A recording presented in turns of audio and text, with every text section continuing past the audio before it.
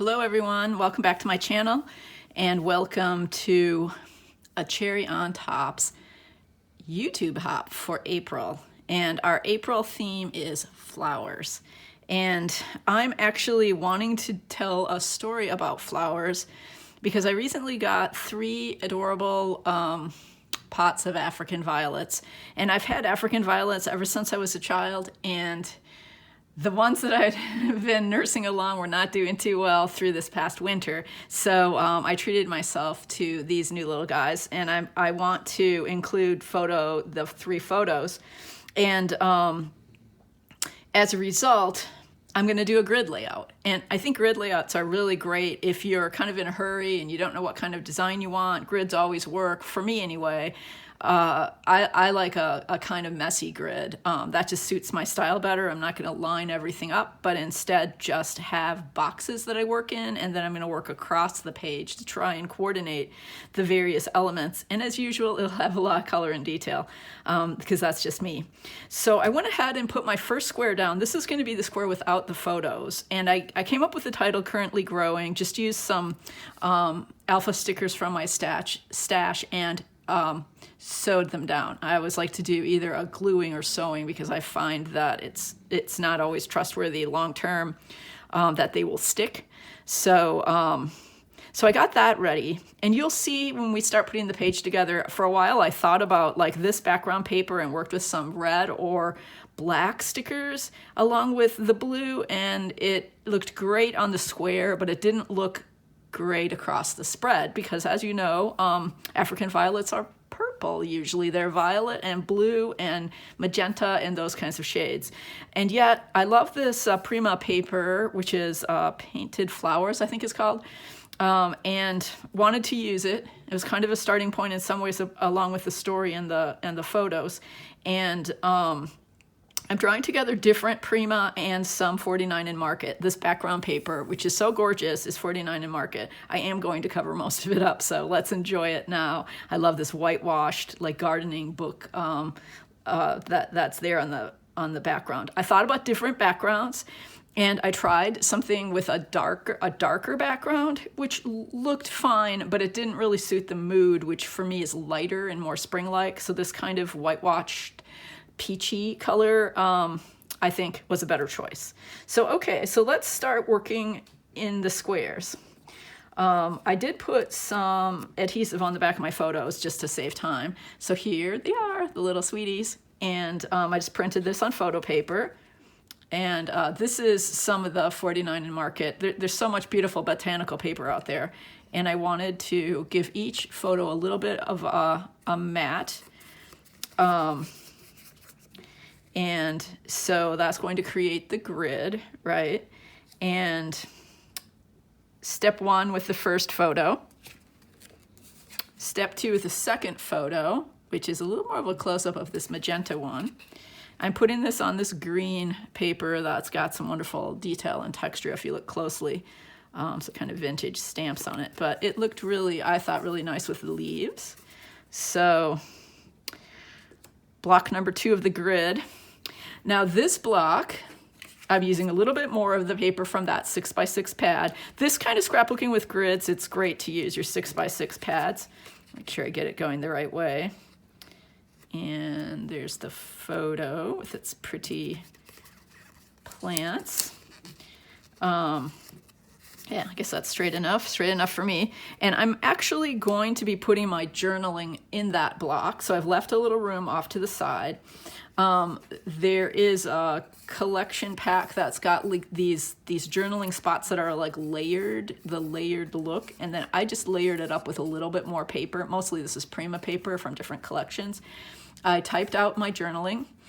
This had a yellow butterfly, which would have been fine, but I really wanted to bring in more of the blue, so I covered it with a blue one cut from some Prima paper.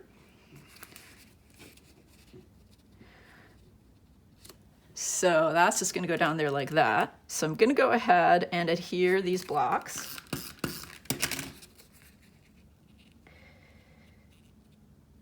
I might move them around a little bit as I place embellishments under them. And as usual, keep the adhesive kind of in the middle of the block when you're planning to do some layering.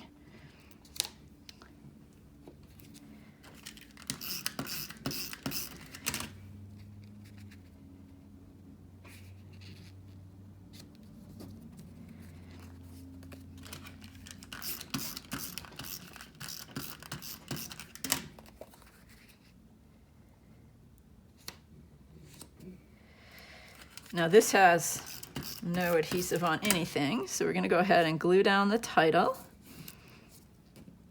I'm trying to think, maybe I did it here. I think I did adhere this. Yeah, it just needs a little bit more.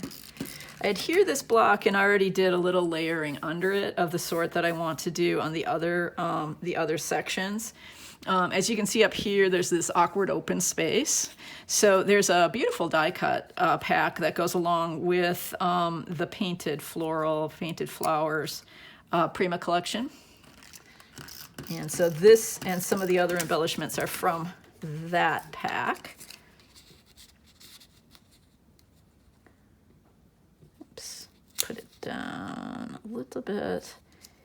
Can always trim off edges. This I've adhered. I might want to just move it around a little bit. Just says documented, which what it's all about for me with scrapbooking is the word documented works well for me. Okay, another butterfly from the pack. I'm kind of trying to work with some of the elements. Well, some of them have color, but the black and white are really nice. And I've got some black and white stickers so that the color isn't too crazy and chaotic. So that little butterfly is perched on that one. Let's see. Let's do a little layering on this block. So you see how you just kind of move around and try to, you don't want to work like with too much concentration on just one block.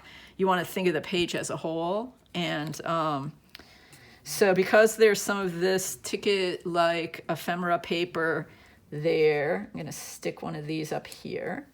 Another thing from another floral from the die pack that can be tucked in, layered like that. I wanted to bring more of this blue flower in because it's most similar to the violets. Let's see how we want to do that again. Just tuck them in. Okay, and a few other things I know I'll probably glue this down. I've got some glue to do that. I don't have to do that on camera, but I'm going to have this little Dina Wakley branch here to kind of bring some dimension and the botanical theme and just kind of ground the page, I think, was the way I'd put it. I wanted to use these gold chipboard hearts that are a little bit weathered gold from an earlier Vicky Boutin line. And I've got 3 of them, so I'm just going to put them in 3 different areas. I think one is going to go in my title block. I've got a little bit of metallic in the phrasing there, and I want to draw a little more attention to this block. Might move this elsewhere, but for now we can just pop it right there. And then the third one, go here. Creates a nice little triangle. There are different kinds of triangles going on, the 3 photos, and then this putting the gold here feels right too because it draws in this title block, just like changing this color from red to purple draws in the color. And this little, also from the die pack, ephemera that says "So Lovely," I think looks really nice here someplace with the emphasis on the green, bringing the green down here. I pulled these out more for the white and gold, but this pale green might work too, or even the dark green, depending on how much you want to bring in. Like for right now, I think I'm just going to go with a little bit of these gold and white, really pretty. These are from Prima too, for this last little bit of embellishing. I might add more of the washi tape. I used this washi tape that has a little red violet in it, and I put a little bit there to see what I think, and I like it, so I might add a little bit throughout, and I'm still thinking about that. Maggie Holmes' garden party stickers are just full of florals and interesting motifs, and I liked that there's a whole page of black and white in here. So what I did was my usual, taking my tip from Shamel. I went through the sticker book and pilled out things that might work. I might not use all of these, but some of them have that pinkish magenta hue, and some are black, and they're all botanical in one way or another. I love this little greenhouse. See if we can make the greenhouse work. Don't know if I want to add it up here, if I want to maybe make it part of this. Yeah, let's just go for it down here. Yeah, because it is an indoor plant. So currently growing suggests I'm gardening, and I'm not. These are like indoor house plants. Let's see, we've got a butterfly there, a butterfly here. This little pink butterfly from the sticker kit seems really cute. One thing I love to do with grids is like bleed the edges, as it were, like work off of the edge and kind of join the different elements. There's yellow up here in these flowers, and I love this little sticker, which is just a fluffy little yellow flower. So I think I might try putting it right there. All right, so we haven't really brought in the black and white except for this black and white butterfly. And so little black and white in that box.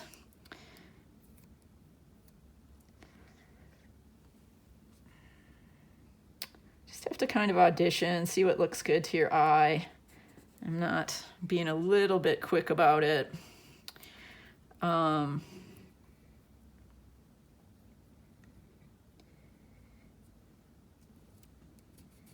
Some will fade into the background a little bit more. I like that sort of thing. I like where you kind of look more closely and you see these cool little details.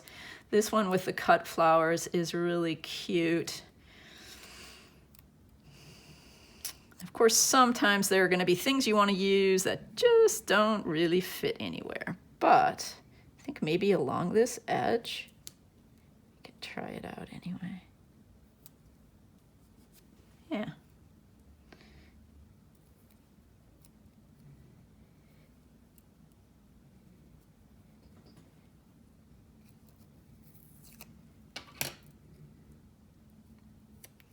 All right, then you can kind of look to see when you're done if there's a way you want to kind of add a little movement with a sticker, join a couple boxes, like visually join them.